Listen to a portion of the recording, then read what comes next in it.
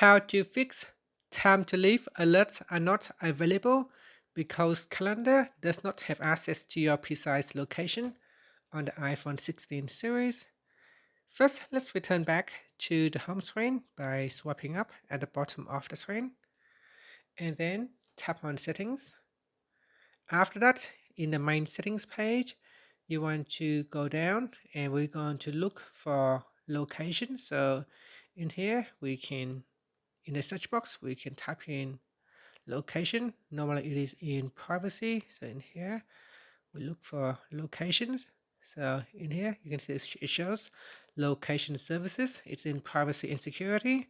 So if you go back to the main settings page in here, so from the main settings page, if you go into privacy and security, and then we tap on location services, you want to go down and tap on calendar and then choose precise location. So you turn that on.